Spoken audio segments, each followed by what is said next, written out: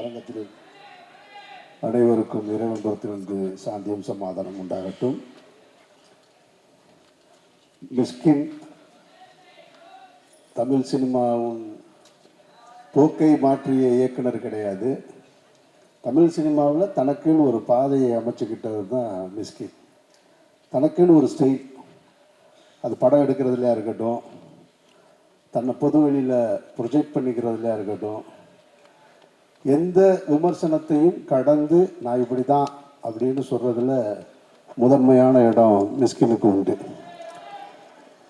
கண்ணாடி போட்டுக்கிட்டு வெறியா ராத்திரிலையும் கண்ணாடி போட்டிருக்காரு அப்படின்னா அப்படி தாண்டா போடுவேன், அது என்னோடய ஸ்டைல். இவர் படத்தில் ஹீரோக்கள் குனிஞ்சே நிற்கிறாங்க, அப்படி தாண்டா நிற்பாங்க, என்னோடய ஹீரோ தான் என்னோடய ஸ்டைல். இப்படி எல்லா வகையிலையும் தனக்குன்னு ஒரு தனி அடையாளத்தை போய்ச்சிக்கிட்டவர் தான் மிஸ்கின். அவருடைய ஒவ்வொரு படங்கள்லையுமே அடுத்தடுத்த கட்டத்துக்கு அது ஒரு தமிழ் சினிமாவுக்கான நம்ம பாக்யராஜ் சார் படம், பாரதி ராஜா சார் படம், பாலச்சந்தர் சார் படம் இப்படிலாம் பார்த்து வந்திருப்போம். இவர் ஒரு ஸ்டைலை கிரியேட் பண்ணுவார். அது எந்த ஜானரில் இருக்குன்னு கண்டுபிடிக்க முடியாத அளவுக்கு என்னங்கடா பிரச்சனை, இதுக்கு எதுக்கு இவ்வளோ நேரம் உட்காந்துருக்க, வீட்டுக்கு போயிடலாமே நீ. அப்படி ஒரு தனக்கான ஒரு ஸ்டைலை கிரியேட் பண்ணிக்கிட்டே இருக்கிறவர் தான் மிஸ்கின். என்னை கூட்டு போய் டான்ஸ் ஆட விட்டவர், யுத்தம் செய்யல, எதுக்கு என்னை கூட்டு போனார்னு தெரியாது, ஏன் அப்படி பண்ணார்னு தெரில. அந்த அதில் சுமந்து அழுது வெளியே வர்றதுக்கு எனக்கு ரொம்ப நாள் ஆச்சு. அதுக்கப்புறமா நடிக்க வந்ததுலேயும் மிஸ்கின் இவ்வளோ பர்ஃபார்ம் பண்ணுவாரா அப்படின்னா ஆச்சரியப்பட வைக்கிறாரு. பொதுவாக எம்ஜிஆர் படங்கள், சிவாஜி சார் படம், ரஜினி சார் படம், கமல் சார் படம், இந்த மாதிரியான படங்கள் எல்லாம் ஃப்ரேமில் எம்ஜிஆர் நின்னார்னா கண் அவரை மட்டும்தான் பார்க்கும், பக்கத்தில் நிற்கிற ஆர்டிஸ்ட்டை பார்க்க முடியாது. சிவாஜி சார் இருந்தார்னா அவரை மட்டும்தான் பார்க்கும். அப்படி தான் ரஜினி, கமல் எல்லாருமே. இப்போ இருக்கிறதுல விஜய் சார் அந்த மாதிரியான ஒரு மாஸ் அப்பீலில் இருக்கிற ஒரு சூப்பர் ஸ்டார் பொசிஷனில் இருக்கிற ஹீரோ. அவர் படங்களில் விஜய் சாரை விட்டுட்டு இன்னொருத்தரை பார்க்கலாம் அப்படின்னு பார்க்க வச்சது 2 பேர். அந்த 2 பேருமே இந்த இடத்துல இருக்காங்க. ஒன்று விஜய் சேதுபதி, இன்னொன்று மிஸ்கின்.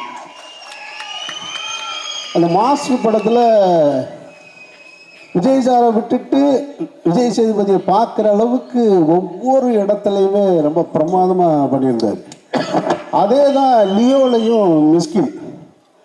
அவர் ஒரு பக்கம் பர்ஃபார்ம் பண்ணிகிட்ருக்காரு, அவரை தாண்டி நம்ம கண் எங்கே போகுதுன்னா மிஸ்கினை நோக்கி போகுது. நான் ஆச்சரியப்பட்டு போனேன். நான் என்னடா இவ்வளவு கிளாரிட்டியோட ஒரு மனுஷன் எப்படி இருக்க முடியும்னு. அதுக்கப்புறம் மியூசிக்கு அது இதுன்ட்டு அவரை எப்படி என்ன சொல்கிறதுன்னு தெரில. டிஆருக்கு அப்புறம் டிஆர் சாருக்கு அப்புறம் மிஸ்கின் தான் நினைக்கிறேன் நான். சீரியஸாக சொல்கிறேன். இதில் மிஸ்கினுடைய பேச்சுக்களை மேடைகளில் பேசுகிறது, இசை வெளியீட்டு விழாக்களில் பேசுகிறதெல்லாம் நீங்கள் பார்க்கும்போது எல்லாருக்கும் என்ன தோணும்னா, இவர் ஏன் இப்படி பேசுகிறாரு, அவர் தனக்கு அட்டென்ஷன் கிரியேட் பண்ணுறாரு அதனால் பேசுகிறாரு அப்படின்னு. அப்படி இல்லை. நம்ம காலேஜ் லைஃப்பில், ஸ்கூல் லைஃப்பில் நமக்கு நிறைய ஃப்ரெண்ட்ஸ் இருப்பாங்க இல்லையா, அதில் நம்ம கூட்டுற ஒரு ஃப்ரெண்டு இருப்பான். அவனை நம்ம என்ன சொல்லுவோம்னா, அவன் ஏதாவது ஒன்று பண்ணிக்கிட்டே இருப்பான், ஏதாவது ஒரு புதுசாக ஏதாவது ஒன்று பண்ணுவான், ஏதாவது பேசுவான், சண்டை எழுப்பான், அன்பாக இருப்பான், நம்ம வீட்டுக்கு தேடி உதவி செய்வான், எல்லாமே இருப்பான். அவனுக்கு பேர் செல்லக்கிருக்கேன்னு சொல்லுவோம் நம்ம. அது மாதிரி தான் மிஸ்கின். அவர் எந்த விமர்சனத்தை பற்றியும் கவலைப்படுறதில்லை, எது பற்றியும் கண்டுக்கிறதே கிடையாது. திரும்ப பேசும்போதும் சரி, அது போலியாக இருக்காது, உண்மையிலேயே லவ்வபுளாக தான் இருக்கும். என்ன அப்படி கேட்குறீங்க, வாங்க போகலாம் அப்படின்ட்டு. நான் இந்த சினிமா துறைக்கு பல வருஷங்கள் ஆயிடுச்சு. இந்த நைட் பார்ட்டியில் போய் இருக்கிற பழக்கமே இல்லை. சமீபத்தில் ஒரு நாள் போனேன் ஒரு பார்ட்டிக்கு, அது டைரக்டர் ராமுடைய பிறந்தநாள் ஃபங்க்ஷனுக்கு.